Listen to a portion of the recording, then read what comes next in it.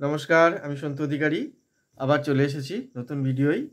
গতদিন আমরা শ্রীমদ্ ভগবদ্ গীতার তৃতীয় অধ্যায়ের অর্থাৎ কর্মযোগের 14 এবং 15 নম্বর শ্লোকটা পড়েছি।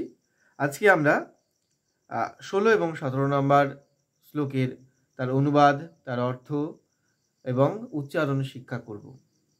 চলুন আমরা শুরু করি। প্রথমে 16 নম্বর শ্লোকটা দেখব। এখানে বলছে, एवं प्रवर्तितं चक्रन्नानुवर्तयति हयः अघायुरिन्द्रियारामो मोघां पार्थ सजीवति। এই শ্লোকটার অর্থ যে এর আগের শ্লোকে কি বলেছিল সেটা আমরা জানি, যে সকল প্রাণী অন্ন থেকে উৎপন্ন হয়, অন্নের উৎপত্তি বৃষ্টি থেকে হয়, বৃষ্টি হয় যজ্ঞ থেকে এবং যজ্ঞের উৎপত্তি হয় বিহিত কর্ম থেকে। কর্ম উৎপন্ন হয় বেদ থেকে এবং বেদ অবিনাশী পরমাত্মা থেকে উৎপন্ন হয়। এর দ্বারা প্রমাণিত হয় যে সর্বব্যাপী পরম অক্ষর পরমাত্মা সর্বদাই যজ্ঞে প্রতিষ্ঠিত থাকে। এটা 14 এবং 15 নম্বর শ্লোকের অর্থ। সেই শ্লোককে ধরে আমরা এখানে কি বলছে না, এইভাবে যে সৃষ্টিচক্রের স্থিতি যজ্ঞের উপর নির্ভরশীল তা জানিয়ে এবং পরমাত্মা যজ্ঞে প্রতিষ্ঠিত বলে এবার সেই যজ্ঞ ধর্ম স্বধর্ম পালন করা অবশ্য কর্তব্য প্রমাণ করার জন্য সেই সৃষ্টিচক্রের অনুকূলে যারা চলে না, অর্থাৎ যারা নিজ কর্তব্য পালন করে না, তাদের নিন্দা করেছে। সৃষ্টিচক্র যেটা আমরা আগের শ্লোকে দেখেছি 14 এবং 15 নম্বরে, 16 নম্বরে সেই পথে যারা অগ্রসর হন না তাদের নিন্দা করে বলছেন এই শ্লোকটি। আমি যেটা উচ্চারণ করলাম, কি বলছেন এখানে এর অর্থ এই শ্লোকের আমি আর একবার উচ্চারণ করি। एवं प्रवर्तितं चक्रन्नानुवर्तयति हयः अघायुरिन्द्रियारामो मोघं पार्थ सजीवति। হে পার্থ, যে ব্যক্তি ইহলোকে এইরূপ পরম্পরা প্রচলিত ঈশ্বর কর্তৃক প্রবর্তিত সৃষ্টিচক্রের অনুবর্তন করে না, অর্থাৎ নিজ কর্তব্য পালন করে না, সেই ইন্দ্রিয় সুখে আসক্ত পাপী পুরুষ ব্যর্থই জীবন ধারণ করেন। 16 নম্বর শ্লোকের অর্থ। এখানে আমরা এটাকে উচ্চারণ করলাম কিভাবে দেখুন। প্রথম হচ্ছে এ আছে, এবং এ দীর্ঘ। আমরা আগের দিন বলেছি দীর্ঘস্বরগুলো কি কি, আ ই, আ দীর্ঘিকার, দীর্ঘকার, একার, ওকার, ঔকার ইত্যাদি যেগুলো আছে সেগুলো দীর্ঘস্বর। আমরা গ্রামার ক্লাসে এগুলো আরো ভালো করে শিখব। তো প্রথমে এ আছে, তাই জন্য একে দীর্ঘ করে নিয়েছি। এবং এখানে অনুস্বরটা ময়ের উচ্চারণ, এবং বলবো না, এ বাম, এ বাম ময় হসন ওইখানে লিখে রাখবেন আপনারা অবশ্যই। পেন এবং পেন্সিল পেন যাই হোক নিয়ে আপনারা বইয়ের মধ্যে লিখে রাখুন। এবং কেন ম হলো সেটা আমরা গ্রামার ক্লাসে শিখবো, তবু আমি বলে দিচ্ছি একটু, কারণ পরবর্তীতে প আছে। পরবর্তী যে শব্দটা শুরু হচ্ছে সেটা প বর্গের আনুনাসিক ম, তো সেই কারণে এবং অনুস্বরটা ম হয়ে গেল। এবং প্রবর্তিतं চক্রন্নানুবর্তয়তি হয়ः প্রবর্তিতাই পরবর্তীতে চ আছে, চয়ের আনুনাসিক ইয়া, সেই ইয়া হয়ে গেল।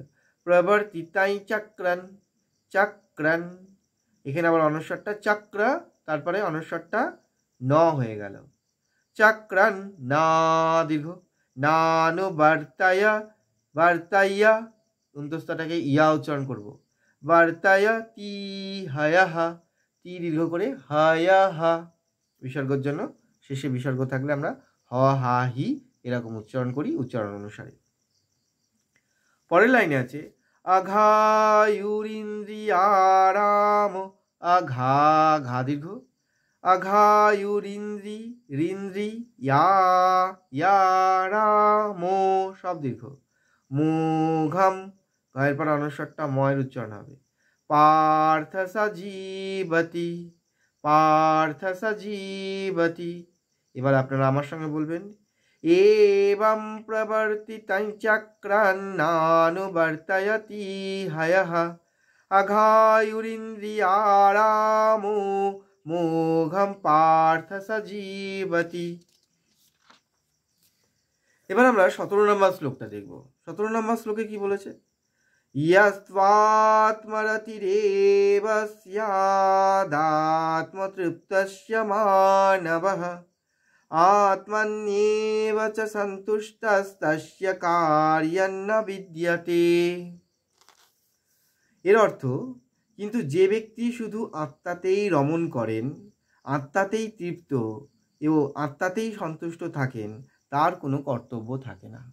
কোন ব্যক্তির কোনো কর্তব্য থাকে না? না, যিনি আত্মাতেই তৃপ্ত থাকেন তার কোনো কর্তব্য থাকে না। এখন এটার উচ্চারণ দেখুন। প্রথমে ইয়াস, ইয়ার পরে দন্তস্বয়ের আঘাত মতো চলে আসবে, এখানে আঘাত হবে না যদিও, কিন্তু চলে আসবে। ইয়াস ত্বা, ত্বা উচ্চারণ করো, তয়ের সঙ্গে ওয়া, অর্থাৎ দাঁতটা ঠোঁটে এসে লাগবে। ইয়াস ত্বাত, তারপরে এখানে তয়ের আঘাত। ইয়াস ত্বাত মারতি রেবা, রেবাস, রেবাস, এই বয়ের পরে একটা দন্তস্বয়ের আঘাত নেব। রেবাস, তারপরে স্যাদাত্মতৃপ্তস্য, শ্যা, শ্যা বলবো না, আমরা বাংলায় শ্যা বলি, কিন্তু সংস্কৃততে শ্যা বলবো না, শ্যা, স্যাদাত্ম, দায়ের পরে তয়ের আঘাত, দাত্মতৃপ্তস্য, ত্রু, তারপরে পয়ের আঘাত, তৃপ্তস্য, তারপরে তৃপ্তা, তারপরে আবার তালবস্বয়ের আঘাত, তৃপ্তস্য মানবঃ, মাকে দীর্ঘ করে না বা বিসর্গের জন্য হ। পরের লাইনে আত্মন্যেব, আত্মন্যে, মন্যেব চ সন্তুষ্টস্তস্য, সন্তুষ্টস, সন্তুষ্টস্তস্য কার্যং, কার্যং বলবো না, কার্যং, কার্যং, এখানে অনুস্বারটা দন্তন্বয় সাউন্ড হবে, অর্ধেক দন্তন্বয়, অর্থাৎ দন্তন্বয়ের তলায় হসন। কার্যং ন বিদ্যতে, বিদ প্রথমে বয়সী, তারপরে দয়ের একটা আঘাত নিয়ে নেবো, বিদ, তারপরে দিয়াতে, শেষে তেটাকে দীর্ঘ করবো, বিদ্যাতে, এরকম উচ্চারণ হবে। হ্যাঁ, তাহলে আমি আরেকবার পড়ি। यस्त्वात्मरतिरेव स्यादात्मतृप्तस्य मानवः आत्मन्येव च सन्तुष्टस्तस्य कार्यं न विद्यते। এইভাবে আমরা যে শ্লোক পাঠ করলাম আপনারা অবশ্যই শিখবেন, অবশ্যই আমার সঙ্গে সঙ্গে আপনারা বলবেন, পেন খাতা নিয়ে, পেন্সিল নিয়ে বা পেন দিয়ে আপনারা বইয়ে লিখে রাখবেন। আর ভিডিওটিকে ভালো লাগলে অবশ্যই লাইক করবেন, খারাপ লাগলেও ডিসলাইক করবেন, কমেন্ট করবেন, আপনাদের অসুবিধার কথা আমাকে জানাবেন। আমি চেষ্টা করব আপনাদের সাধ্যমতো পরিষেবা দিতে। আজকে এখানেই শেষ করছি, দেখা হবে পরের ভিডিওয় 18 এবং 19 নম্বর শ্লোক নিয়ে। নমস্কার।